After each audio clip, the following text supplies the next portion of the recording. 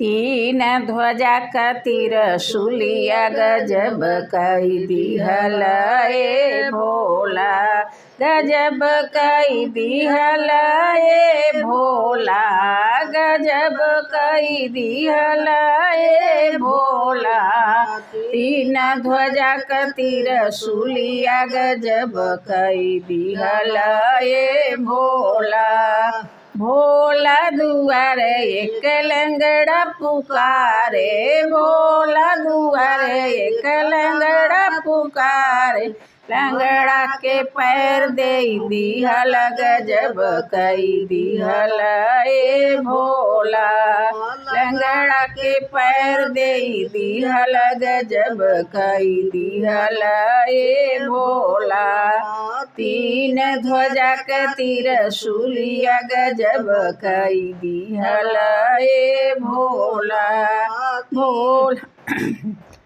भोला दुआरे एक बाजिन पुकारे, भोला दुआरे एक बाजिन पुकारे, बाजिन के पुत्र दे दिहल गजब कई दिहल ए भोला, बाजिन के पुत्र दे दिहल गजब कई दिहल ए भोला।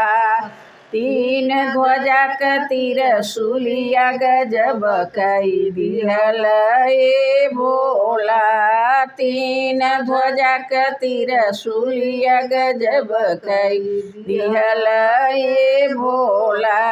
भोला दुआरे एक अंधा पुकारे, भोला दुआरे एक अंधा पुकारे, अंधा के नैना दे दिहल गजब कई दिहल ए भोला, अंधा के नैना दे दिहल गजब कई दिहल ए भोला।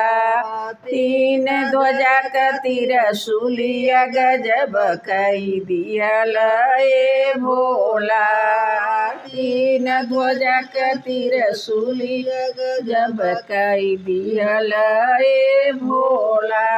भोला दुआरे एक कन्या पुकारे, भोला दुआरे एक कन्या पुकारे, कन्या के बर दे दिहल गजब कई दिहल ए भोला, कन्या के बर दे दिहल गजब कई दिहल ए भोला। तीन ध्वजा के तिरशूलिया गजब कई दिहल ए भोला, तीन ध्वजा के तिरशूलिया गजब कई दिहल ए भोला। भोला दुआरे एक बालक पुकारे, भोला दुआरे एक बालक पुकारे, बालक के विद्या दे दिहल गजब कई दिहल ए भोला, बालक के विद्या दिहल गजब कई दिहल ए भोला। तीन ध्वजा के तिरशूलिया गजब कई दिहल ए भोला, तीन ध्वजा के तिरशूलिया गजब कई दिहल ए भोला। भोला दुआरे एक निर्धन पुकारे, भोला दुआरे एक निर्धन पुकारे, निर्धन के माया दिहल गजब कई दिहल ए भोला, निर्धन के माया दिहल गजब कई दिहल ए भोला।